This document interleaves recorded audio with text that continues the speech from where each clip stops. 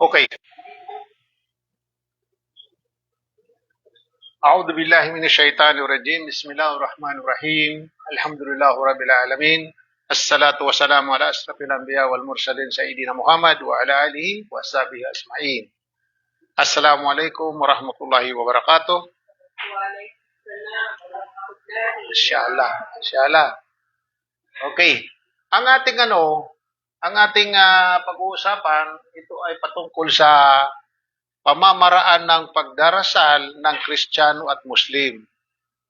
Muslim and Christian in prayer, Quran and Bible.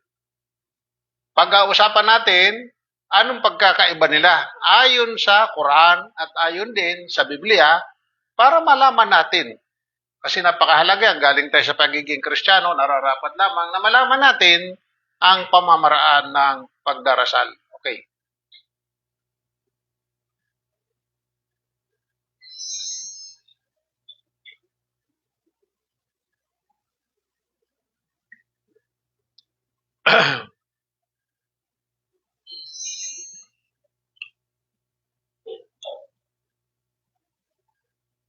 Okay, kapag halimbawa nagdarasal ang isang Muslim, kinakailangan niya ang tinatawag sa Arabic na wudu. Wudu or ablution sa English. Paglilinis. Kasi ang pagsasala mo, pag nagsala ka na hindi ka malinis, hindi tatanggapin ang ating sala. At mayroon tayong patunay na nababasa ito sa banal na Quran ay sa Surah Al-Ma'idah, chapter 5, verse 6 sa banal na Quran. At ang sabi dito, o kayong nagsisisampalataya kung kayo ay nagnanais na mag-alin ng sala or isinalin to dasal para maunawaan ng hindi Muslim. Hugasan ang inyong mukha at mga kamay hanggang siko. Pahirin ang inyong ulo at hugasan ang inyong mga paa hanggang bukong-bukong. Kung kayo ay nasa kalagayan ng janaba, ito yung pakikipagtalik sa asawa, janaba, dalisayin ninyo ang inyong sarili sa palidigo. So dito, malinaw na binanggit ng banal na Quran patungkol sa ablution, yung wudu, bago magsagawa ng sala. Kaya makikita natin ang Muslim, unang tinuturo sa mga nagyasahada, sa mga yumayakap sa Islam, ang unang yumayakap sa Islam, unang tinuturo kalinisan muna ang maligo ka. Kabisado mo na, sister, ang pagbubukas ng Quran? Alhamdulillah. Chapter 5, verse 6 na banal na Quran yan. Surah Al-Ma'idah. Kung kayo ay nagsisimpalataya, o kayong nagsisimpalataya, o yung mga mananampalataya, o mga Muslim na tinatawag sa madalas sita, o kayong mga Muslim, sabi niya, kung kayo ay nagnanais na mag-alin ng sala, sabi, hugasan ang inyong mukha. So kita mo tayo, halimbawa, una kamay, pagkatapos, tapos momog, tapos yung ilong, pagkatapos mukha, di ba? Mukha, pagkatapos braso, pagkatapos ulo, pagkatapos ang paa. So, yan, ganyan yan, sa ulo, tapos tainga, ganyan yan. Automatic na yan. Kasama na sa mukha kasi ang nasa parting mukha na yan. So, inaano sa atin, mayroon tayong patunay na binanggit ng Allah subhanahu wa ta'ala sa ating banal na Quran. So, yun. Kaya hindi ka magdarasal o magsasala kung ikaw ay walang wudu. Wala kang ablution, hindi ka pwede magsala. Dahil nagpagod ka lang, hindi tatanggapin ang iyong sala. Kinakailang malis. Bukod doon, ang iyong pananamit, kailangan tama. Pero bago tayo magsagawa ng wudu, ang intensyon, sinasabi Arabic na niyat. Niyat, importante yan. Okay, tingnan naman din natin kung sa Kristiyano, ano ang kanilang pamamaraan dapat. Paano ba?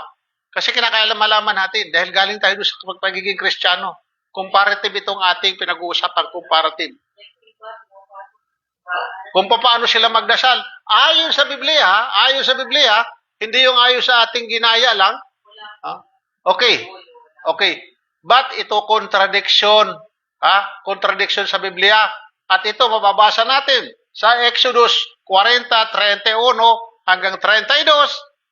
At si Moses at si Aaron, ang kanyang mga anak ay nagsisipaghugas doon ng kanilang mga kamay at kanilang mga paa pagka sila ay pumapasok sa tabernakulo ng kapisanan. At pagka sila ay lumalapit sa dambana, ay naguhugas sila gaya ng iniutos kay Moses. Iniutos ng Panginoon kay Moses. Ito naman pala din, wala naman palang pagkakaiba na nasusulat sa Biblia. Kung paano si Moses pala at si Aaron, inutusan din pala sila ng Diyos na katulad din pala ng ginagawa nating mga Muslim. Subhanallah. Bakit? Bakit hindi ginagawa ito ng ating mga kapatid ng mga Kristiyano, kung anong klase mga Kristiyano? Dahil sa kanila hindi inuobliga. Galing tayo dyan sa pagiging Kristiyano, hindi tayo inuobliga. Minsan nga, hindi tayo naliligo, pupunta tayo ng simbahan. Di ba? Sa Islam at saka dito, nasusulat sa Biblia, kapanahonan ni Moses pala. Bakit? Ibig sabihin, ang ginagawa ni Moses, ito rin pala ginagawa ni Propeta Muhammad SAW. Subhanallah. Wala rin palang pagkakaiba si Moses at si Propeta Muhammad SAW. Wala silang pagkakaiba. Iisa rin pala, kapag nagsasagawa rin sila ng sala, naghuhugas din ng kanilang mga kamay kung paano tayo tinuruan ng Propeta Muhammad SAW. Kaya ibig sabihin, ang ating ginagawa ay nakakatiyak ka na tama. Kasi ito, yung patunay natin na maging sa mga naunang kasulatan, ang batas ng Allah Subhanahu wa Ta'ala ay mayroon pa natitira doon sa mga naunang kasulatan sa Biblia. Hindi natin totally yan ini-reject. Mayroon tayong paniniwala pa na mayroon pang mga kasulatan na natitira pa dyan, pero hindi natin malaman doon kung nasaan ang original. Kasi wala tayong makikita na ano bang mga kasulatan na una, yung halimbawa Torah, anong wikang ginamit ng Allah Subhanahu wa Ta'ala? Katulad ng Injil, anong ginamit ng Allah Subhanahu wa Ta'ala na wika para ipahayag kay Moses?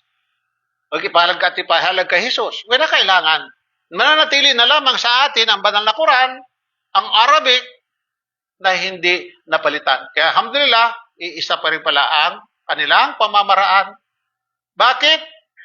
Si Moses, si Aaron, ay mga Muslim. Allahu Akbar. Hindi naging Kristiyano si Moses at si Aaron. Kaya sila pa nagdarasal kung paano magdasal din ang Propeta Muhammad SAW. Itinuro sa atin. Ang ginawa ni Propeta Muhammad SAW, wala siyang binago. Ibinabalik lamang niya yung mga nawawalang aral. Ibinabalik lamang niya. Kapag halimbawa ang mga propeta nawawala na rin yung aral. So, padala na naman ang Diyos ng revelasyon, ng aral, ng batas, para sundin naman ang tao, ituro. Pagka nawawala naman ang mga propeta, naliligaw na naman ang tao, gumagawa naman ng sarilang pagsamba. So, ito ang nakakalungkot. Subhanallah. Okay. Yung pagtanggal ng sapatos o tsinilas kapag pumapasok tayo ng ating masjid, tinatanggal natin yan. Hindi natin pwedeng ipasok ang ating mga tsinilas sapagkat hindi natin alam kung ano ang ating naapakan. Hindi katulad sa ating pinanggalingan na relihiyon na walang problema, pasok ang tsinilas sa loob. Bakit? Baka madikwat. Baka makuha. Dito hindi makikita mo kahit ang daming tao niyan, ang mga tsinilas o sapatos mo na mamahalin yan, iiwanan yan. Hindi mo pwedeng dalhin sa loob nan. Bakit? Sapagkat ang ating dasalan ay sagrado. Sagrado. So, ang ating bang simbahan, nung tayo mga Kristiyano pa, hindi ba sagrado? Bakit hindi natin tinatanggal ang ating mga tsinilas? Tingnan natin kung ano ang turo ng Islam. Kasi kailangan, mayroon tayong turo. Okay. The Muslim in prayer put thy shoes. Anong patunay? Ito ang ating patunay. Mababasa ito sa Banal na Quran, chapter 20, Surah Al-Tawbah, verse 12. Katotohanan, ako ang iyong Panginoon. Kaya't hubarin mo ang iyong sapatos. Ikaw ay nasa sagradong lambak ng tuwa. Inutusan dito si Moses. Inutusan dito sa Moises na nasusulat sa banal na Quran.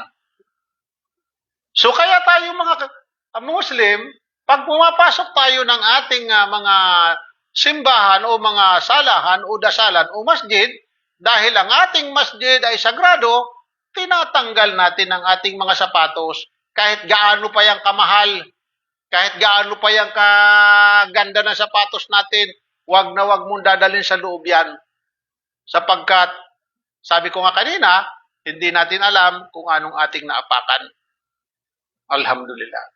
So tingnan naman natin din kung ano ang nasusulat sa Biblia. Kasi lagi natin ito pagbabata, i-compare natin ang Biblia at Quran, yung batas na nandoon.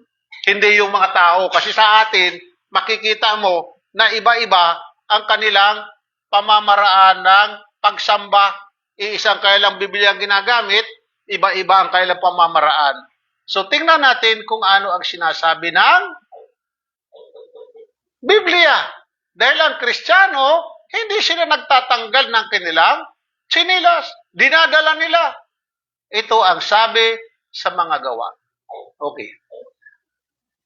At sinabi sa kanya ng Panginoon, alisin mo ang mga panyapak sa iyong mga paa, sapagkat ang dakong kinatatayuan mo ay lupang banal. Allahu Akbar. Iisa din pala ang aral kung ano ang aral ng mga Muslim na nasusulat sa banal na Quran at nasusulat din sa ilang Biblia. Maaari sabihin natin, si Brother Rashid, bakit gumagamit kayo ng Biblia? Bakit nga ba? Bakit kinakailangan gamitin natin ang Biblia? Para patunayan natin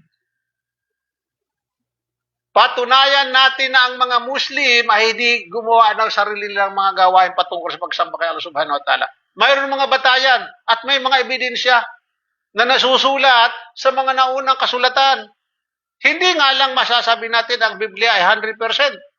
Pero mayroon pang naiwan doon na mga salita ng Diyos. May naiwan pa doon mga salita ng mga propeta. Hindi totally inainaw natin yan. Nire-reject. Pero hindi natin pwedeng gamitin yan para ipang gamitin sa pagdadawa. Gagamitin lamang natin to compare. Ikukumpara lang lamang natin. Kaya tayo comparative religion. Ikukumpara natin kung ano ang aral kaysa sa ginagawa. Kasi sila, salungat sila, nasa Biblia nila, pero yung kailang aral, iba. Hindi kanila sinusunod kung ano ang ginagawa ng mga propeta. Itinago nila sa atin. Sino mo nakakaalam ng mga Kristiyano na kinakailangan din pala tatanggalin ng sapatos ng mga bago pumasok sa mga simbahan nila? Mayroon bang sinabi ang mga paret pastor? Kung wala sinabi ang mga paret pastor, ibig sabihin, ibang kailang turo. Ibang itinuro nila. Hindi turo ng mga propeta. Ang kailang turo, ayon lamang sa kailang gusto. Hindi turo ng mga propeta. Ibig sabihin, hindi sila sumunod sa mga propeta. Sino sumunod sa mga propeta? Alhamdulillah, mapalad tayo.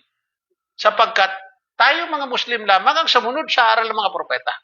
Walang ibang relihiyon. Kahit ikutin mo man ang buong mundo, wala ka makikitang relihiyon na kahalintulad ng ginagawa ng mga Muslim na sila'y sumusunod sa mga propeta kung paano patungkol sa pagsamba sa Diyos. Patungkol naman sa ating pagpapatirapa, pagsusujud, yung sujud natin, prostration natin. Sa Muslim, mayroon tayong ebidensya na kinakailangan gawin natin ayon sa ating banal na Quran. Okay.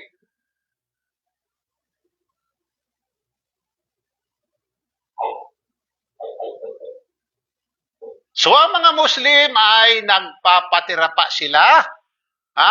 Ang kanilang mukha, inilalapat nila sa lupa. Saan mababasa natin?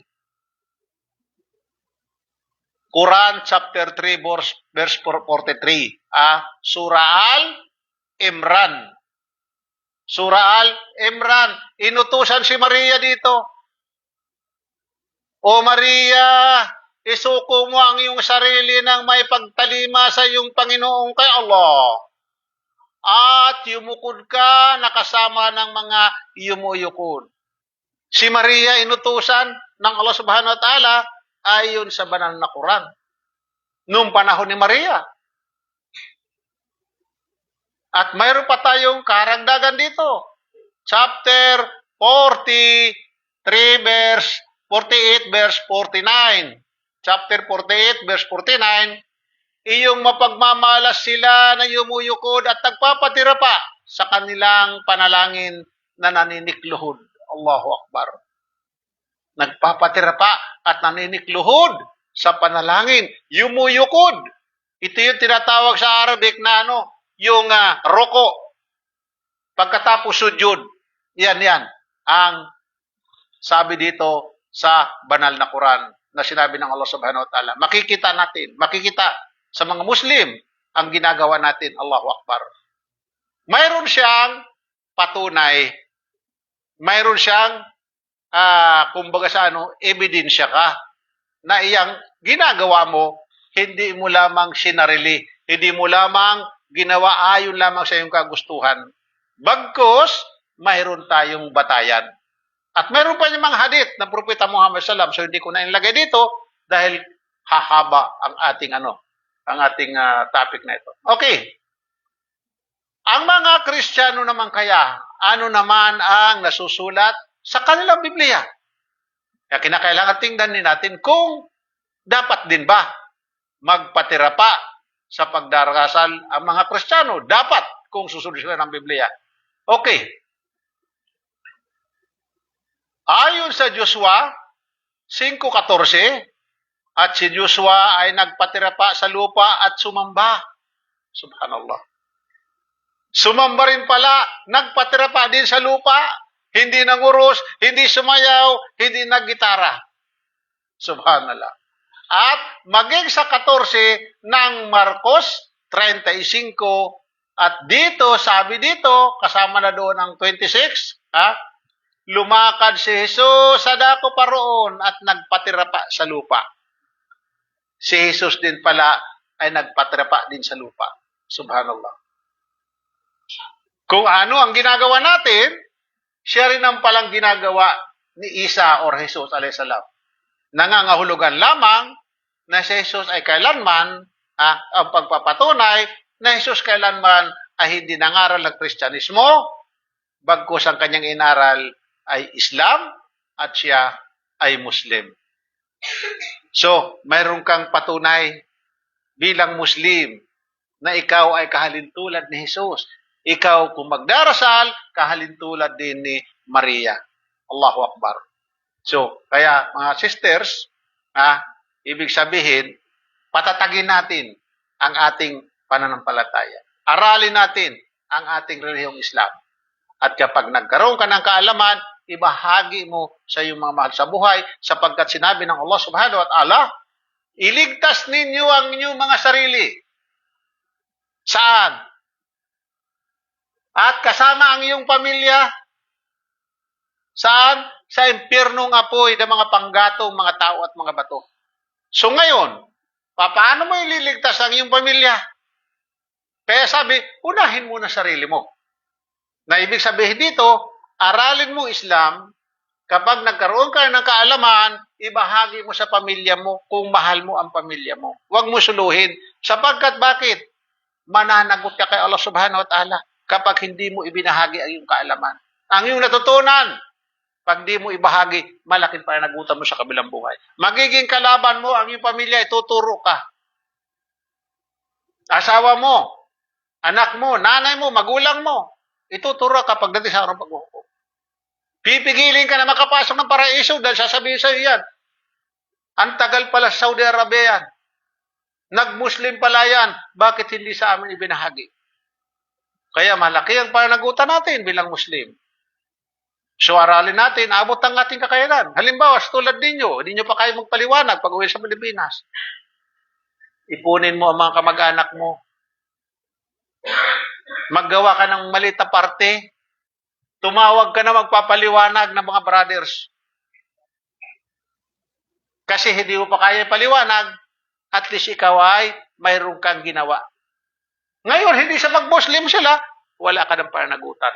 Ang importante doon, umalis ka lamang sa pananagutan. Ngayon kung nag-Muslim, alhamdulillah. Pero kung hindi, wala tayong karapatan pilitin ang sinuman. Sapagkat sabi ng Allah subhanahu wa ta'ala, sa banal na Quran, la ikraha fid din. Wala sa pilitan sa pananampalataya.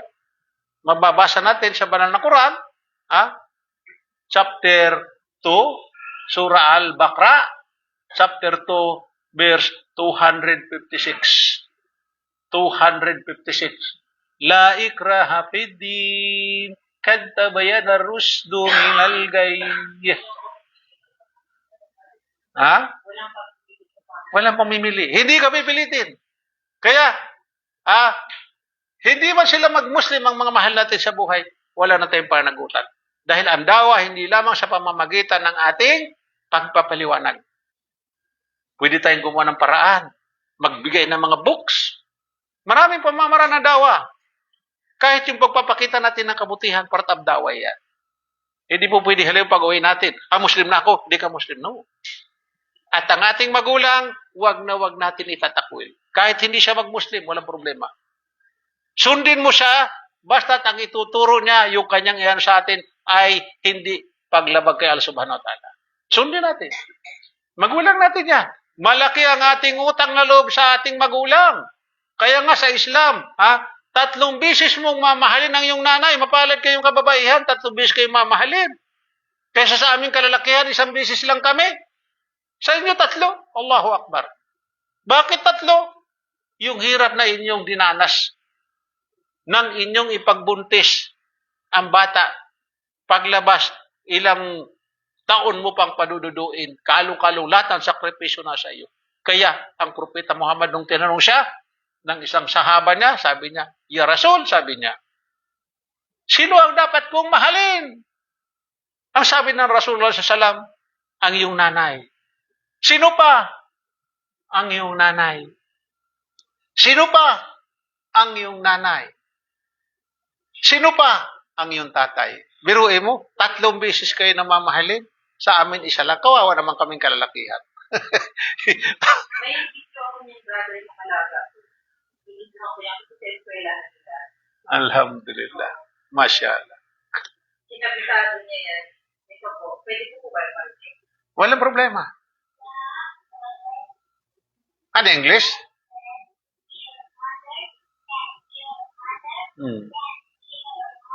Masyaallah. Kaya nga, 3 times mo mahalin ang nanay. Subhanallah. Okay? Patungkol naman ito sa bilang kanina yung mga prostration, iisa ang aral, Quran at Biblia. Dito naman sa bilang ng prayer. Sa atin, 5 times hindi natin ginagawa ito. 5 times hindi natin ginagawa. Okay. Anong ating patunay dito na 5 times hindi? Okay. Ang mga Muslim ay 5 beses sila nagdarasal. At dito, ang sabi ng Propeta Muhammad SAW, nung kanyang kapanahonan, yung kanyang mga sahaba, sabi niya, alam niyo ba, sabi niya, kung halimbawa sa inyong harapan ng bahay ay mayroong ilog, at 5 beses ka na maliligo, mayroong ka kayang libag na matitira. Yun ang sabi ng Propeta Muhammad SAW. Tinanong siya, sumagot ang kanyang mga sahaba, sabi sa kanya, wala na, sabi niya. Kahalintulad, sabi niya, ang sala. Sapagkat ang sala ay naglilinis ng ating mga kasalanan. Paano na lang halimbawa ang mga tao na hindi nagsasagawa ng sala? Hindi ba sila nagkakasala? Sino sa tao ang hindi nagkakasala? Likas na sa atin yan, mga sisters. Likas na yan sa atin na tayo ay nagkakasala. Kaya nga sa Muslim, ang ating pagkakasala sa pamamagitan ng ating sala, ito ay binubura. Katulad kanina, nagsagawa ako ng sala. Pagkatapos ng dohor, kung nagkasala man ako dito, buburahin ko naman sa asar. Hanggang sa, pag nagkasala ako pagkatapos ng sala ng asar, buburahin ko sa Maghrib. At kung nagkasala ako sa Maghrib, buburahin ko sa Subhanallah. Kaya kinakailangan natin ang sala. Dahil kapag halimbawa wala tayong sala at ang ating kasalanan ay tadtad sa ating katawan, hindi tayo makakapasok ng paraiso. Sapagkat ang paraiso ay tirahan ng mga malilinis. Hanggat mayroon ka pang maliit na natitirang kasalanan, kinakailangan ito ay mawala sa iyo. Yun ang halaga ng sala. Ganon. Pero paano lang yung mga ibang relihiyon na wala namang silang dasal? Ang sala nila kaiba pa. So sila ay nagkasala pa. Bakit? Kasi ang kanilang pamamaraan ng pagsamba ay hindi ayon sa itinuro ng mga propeta. Kundi ayon lamang sa itinuro sa kanila ng kanilang mga mangangaral. At sila ay nagkaiba-iba, hindi nagkapara-pareho. Dahil bakit? Ang tao ay kulang tayo sa kaalaman. Wala tayong alam. Wala tayong karapatang magtagawa or maggawa ng batas na ayon sa ating sarili. Ay, alam natin. Nakaraan lamang alam natin at saka yung kasalukuyan. Yung hinaharap, wala tayong kaalaman. Kaya nararapat ang ating batas na susundin, lalong-lalo sa ating pagsamba kay Allah Subhanahu wa Ta'ala, ay batas mula kay Allah Subhanahu wa Ta'ala dahil siya nakakaalam kung ano nararapat para sa atin. Tingnan naman natin sa mga Kristiyano. Dahil ang Biblia, ang sabi dito sa Salmo, mababasa natin sa Salmo 119 verse 164. At makapito sa isang araw pumupuri ako sa iyo dahil sa iyong matuwid na kahatulan. Makapito pala. Sino sa mga Kristiyano ang 7 times na nagdarasal, na sumasamba kay Allah Subhanahu wa Ta'ala? At mayroon pa dito sa unang Tesalonian 5:17. Panalangin na walang patid. Subhanallah. Sino kaya sa mga Kristiyano ang mananalangin na walang patid? Sa atin, ang pagdarasal natin, kaya bakit napakahalagang dasal ng isang Muslim? Dahil kinuha pa ito ng Allah ni Propeta Muhammad sallallahu alaihi wasallam. Umakyat pa si Propeta Muhammad sallallahu alaihi wasallam sa kalangitan, sa 7 kalangitan, upang kuhanin lamang ang batas ng sala. Kasama niya si Anghel Gabriel, tinatawag ito na Miraj, paglalakbay sa gabi, upang kuhanin ang batas ng sala. At ito ay 50. Subalit sa pagpabalik-balik ni Propeta Muhammad sallallahu alaihi wasallam, pagdadaan niya kay Moses, sinasabi niya ni Moses na ilan ang binigay ng Diyos, ng Allah Subhanahu wa Ta'ala na sala. Sabi niya, ganito, ganyan, ganyan. Hanggang sa dumating sa 5, sabi ni Propeta Moses, bumalik ka. Sapagkat hindi makakaya ng tao mo, ang sabi ni Propeta Muhammad sallallahu alaihi wasallam, ayoko na, nahihiya na ako, nagpabalik-balik na ako. Kaya ang ibinigay na sala 5 beses, subalit ang gantimpala nito ay hindi nabawasan, 50 pa rin, at ang bilang lamang ang nabawasan. So, ganun tayo kamahal ng Allah Subhanahu wa Ta'ala. Ganun tayo kamahal. Lahat ng pabor para sa atin, binibigyan ng Allah Subhanahu wa Ta'ala. Dahil alam niya, ang tao ay mahina. Malakas lang ang loob natin, puro mahina tayo. Subhanallah. Patungkol naman sa kaisahan ng Allah Subhanahu wa Ta'ala, sapagkat ang mga Muslim, tinatawag ito, pag halimbawa sa ang tauhid. Tauhid. At bukod doon sa tauhid na yan, hinati pa ng 3 ang tauhid. Tauhid al-rububiyya, tauhid al-uluhiyya, tauhid asma wa sifat. Ibig sabihin ng tauhid al-rububiyya, kaisahan ng Allah Subhanahu wa Ta'ala sa kanyang pagiging Diyos na tagapaglikha. Walang ibang tagapaglikha, siya lamang. At yung uluhiyya naman, kaisahan ng Diyos sa kanyang nararapat pag-ukulan ng pagsamba. Doon lang sa kanya lamang at sa kanyang ang rububiyya naman, ang asma wa sifat, yung kanyang mga katangian na nasusulat sa banal na Quran at sulat ng Propeta Muhammad SAW na walang pagbabago ng kahulugan. Okay.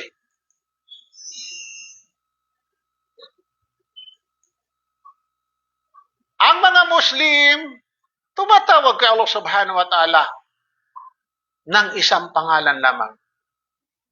Saan ka man magpunta, ano mang wikang gamitin mo, tatawagin mo ang iyong Diyos. Sino? Si Allah. Kahit bata, tanungin mo. Pag Muslim siya, sino ang Diyos mo? Si Allah. Gumamit man siya ng wikang Arabic, English, Ruso, Chinese, Filipino, o anumang wika.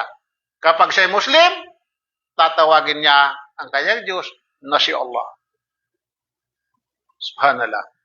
Anong sabi ng banal na Quran? Dahil ang Diyos natin na nagpakilala. Nagpakilala siya.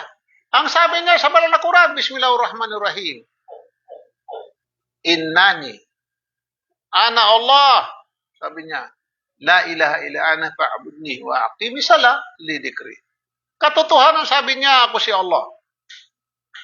Kaya't wala ng ibang Diyos maliban sa akin, kaya't ikay mag-alay na sala bilang pag-aala sa akin. So ito yung verse na ito na ating mababasa sa Surah Al-Tawbah, chapter 20, verse 14 sa banal na Quran. Kung ipinakilala ng Diyos natin ang kanyang pangalan, bakit mo tatawagin na Yahweh, Jehovah, God, Lord, Panginoon, Papa Jesus, Ama? Bakit mo tatawagin? Sino ka? Anong karapatan mo? Baguhin ang pangalan ng ating Diyos. Siya nga nagpakilala sa atin. Kaya pag tayo nananalangin, tawagin natin ang kanyang pangalan. Dahil kapag hindi mo tinawag ang kanyang pangalan, kahit ikay magsisigaw ka, araw-araw, minuto ka magsisigaw sa pangalan, hindi tatanggapin, hindi makakarating ayong panalangin. Dahil hindi niya ang pangalan na tinatawag mo. Samantala, kung tatawagin mo siyang Allahu Akbar, tinawag mo pangalan niya, pakikinggan ka. At ang iyong panalangin ay tutugunin ng Allah subhanahu wa ta'ala. Ganon kahalaga sa mga Muslim ang pangalan. Kasi kung ang lahat ng kanyang mga nilikha, meron tayong mga kanyang pangalan. Halimbawa, ikaw sa sister, nagkita tayo sa balad, tinawag kita halimbawa na Leticia, lilingon ka kaya sa akin? Ha? Lilingon ka? Hindi, dahil hindi mo yung pangalan, ang pangalan mo Bernadette. Kaya pag nakarinig ka ng Bernadette, lilingon ka. So, ganun din ang ating Diyos. Tawagin natin yung Allah, patawarin mo ako sa aking pagkakasala. Ya Allah, gabayan mo ako. Ya Allah, patawarin mo ang aking mga nakasalanan, mga unang kasalanan, at saka magagawa ko pang kasalanan. Ya Allah, ipagkalubo sa akin ang paraiso, Ya Allah. Ya Allah, pangalagaan mo ako laban sa impyernong apoy. Lahat, ihan ko ya Allah subhanahu wa ta'ala, hingin natin. Dahil naririnig niya ang ating panalangin, marinig niya. Kung hindi man ito di natin matanggap ang ating hinihingal, humingi ka kay Allah subhanahu wa ta'ala, Ya Allah, pagkaluban mo ko ng kayamanan. Kung hindi man ibinigay sa atin dito sa mundo, sa kabilang buhay ibibigay sa atin yan. Bakit? Kasi kung ibibigay siya dito sa mundo, masisira ka. Baka masira ka. Halimbawa, binigyan ka ng kayamanan. Mayaman ka ngayon. Maaari nagsasala ka dati ng 5 times a day. Pag mayaman ka na, nawala, naging abala ka na sa mga business mo, sa mga kakilala mo, mga tawag nito, yung mga mayayaman din ng mga barkada mo, nawala ka na kay Allah subhanahu wa ta'ala. So ito ay nakakabuti sa atin. Okay? Okay.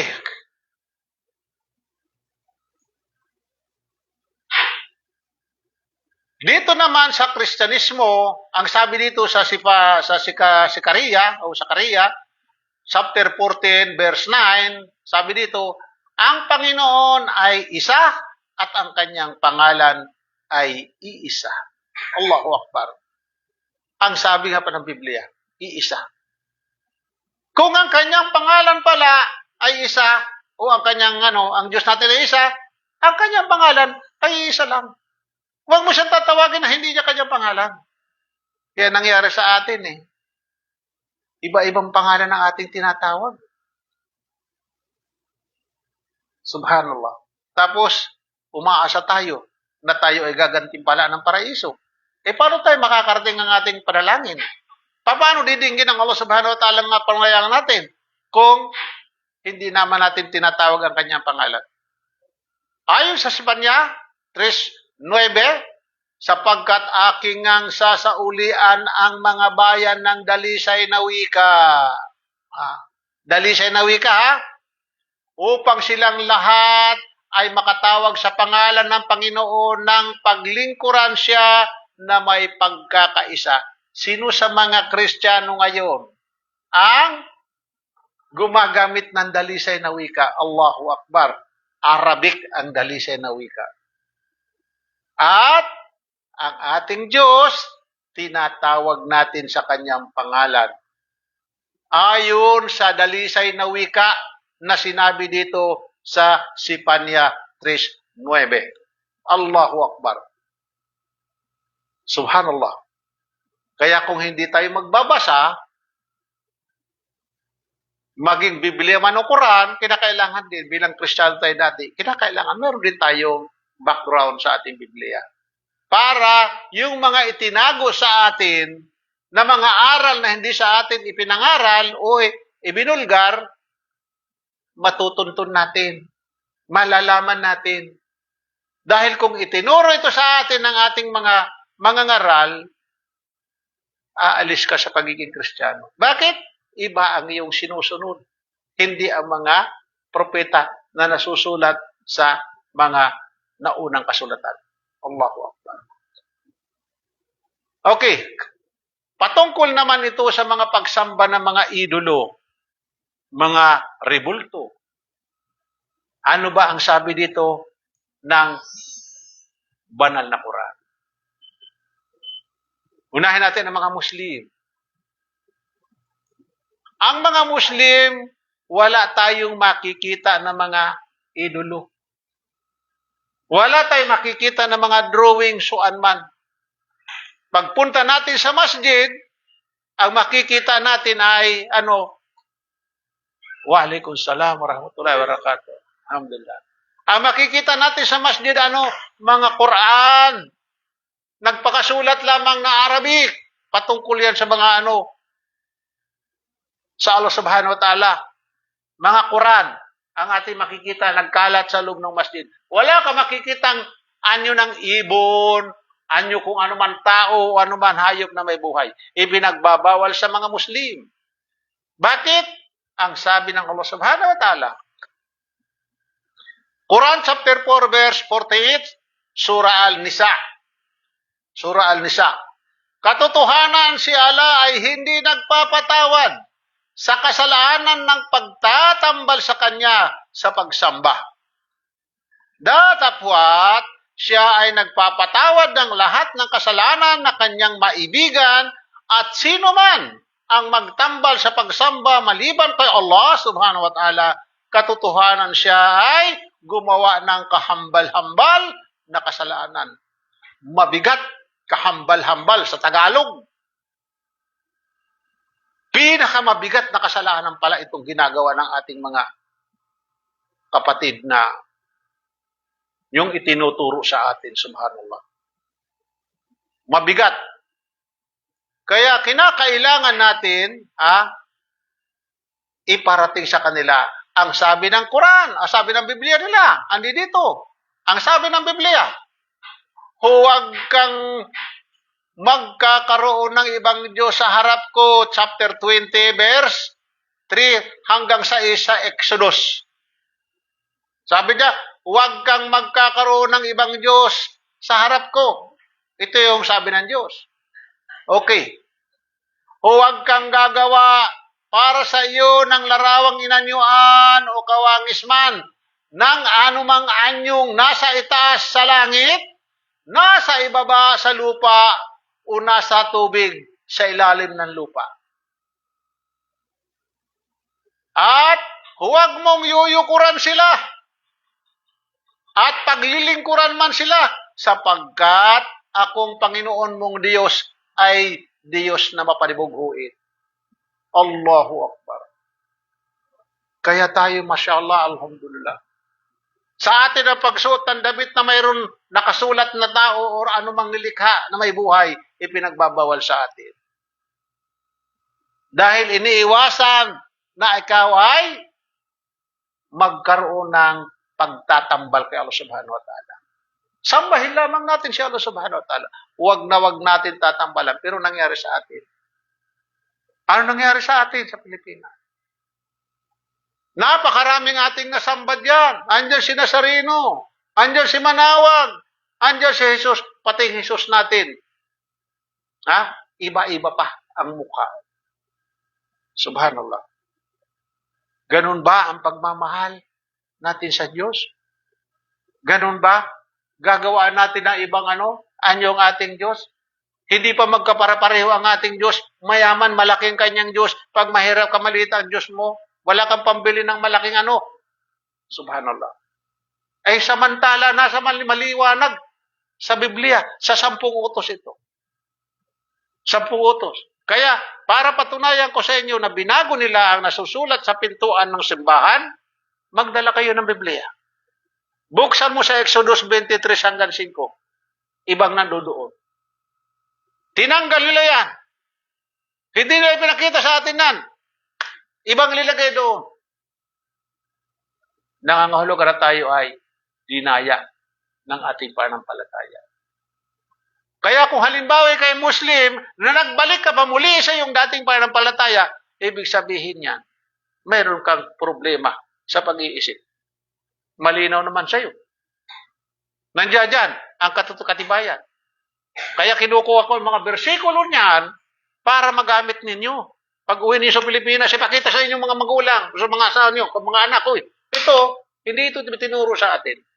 Bakit ginagawa natin? Hindi tinuro. Nandiyan dyan sa Biblia. Ipinagbabawal sa atin.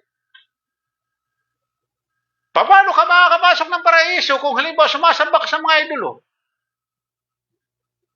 Na mabigat na kasalanan sa lahat ng kasalanan pero ginagawa mo. Subhanallah.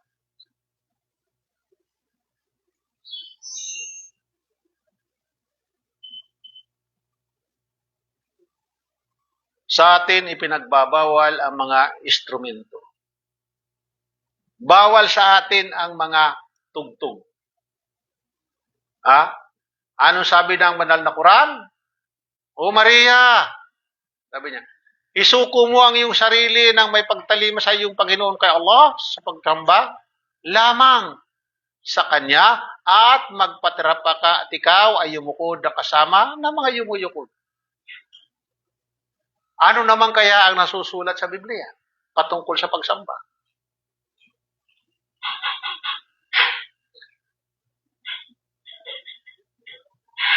Sila ay maraming ginagawa. Nagpapalakpak, ang mga babae at lalaki, sumasayaw, kumakanta. Subalit, ang tanong, ito ba ay ginawa ni Jesus? Kung ginawa ni Jesus yan, sumayaw, kumanta, dapat ganun din tayo. Sumayaw, kumanta tayo. Subalit si Jesus ay nagpatira pa sa lupa. Hindi ginawa ni Jesus ang sumayaw, kumanta, maggitara. Ang sabi nila, I love you, Papa Jesus. Tapos ba silang, Jesus is alive, Jesus is alive, Jesus is alive forevermore. Subhanallah. Ngayon dito sa Biblia, Mateo siya 39 at sa Marcos 14:35. Kasi kung tayo nagmamahal kay Jesus, sa mga Kristiyano dapat, susundin nila kung ano ang ginagawa ni Jesus. Walang kaibahan yan. Halimbawa sa mga artista, di ba, pagnuran yan, o kaya halimbawa, isa kang Bilman yan. So lahat ng mga kasuotan ni Bilma, gagayahin mo, kasi Bilman yan ka eh. Pero kung Kristiyano ka, ibig sabihin, sinalo mo si Jesus, inaidolo mo si Jesus, dapat kung paano si Jesus ang kanyang pananamit, ang kanyang pagdarasal, dapat ginagaya nila. Pero bakit hindi? Anong dahilan? Ibig sabihin pala nito, kaiba itinuro sa atin. Ibang turo. Hindi turo mula kay Jesus, hindi turo mula kay Allah subhanahu wa ta'ala, sa Diyos, kundi turo lamang ng mga pagano. Mga pagano. Sino yung mga pagano? Sumasamba sa bato, sumasamba sa mga kahoy, apoy, kung ano-ano, mga bato, mga idolo, kung ano-ano. Yun ang nakarating na turo sa atin. Hindi natin namalayan. Bakit? Mga mangmang tayo. Ang tatalino natin pagdating sa school, cum laude, mga abogado, ang gagaling. Pero pagdating sa pananampalataya, bobo. Hindi niya kilala kung sino ang Diyos niya. Tingnan mo siya, si Maria Defensor Santiago. Napakatalino nun. Makipagdebate ka pagdating halimbawa sa academic, hindi ka obra. Ang problema sa kanya, pagdating sa relihiyon niya, hindi niya kilala kung sino ang Diyos niya. Subhanallah. Nung kapanahonan ni matindi yun. Si Santiago nung buhay pa. Matalino yun. Ang problema, ang kanyang katalinuhan ay hindi niya ginamit ang binigay sa kanya ng talino ng Allah Subhanahu wa Ta'ala, hindi niya nakilala ang kanyang Diyos hanggang sa siya namatay. Mukhang wala pa nga yata paniniwala sa Diyos yun.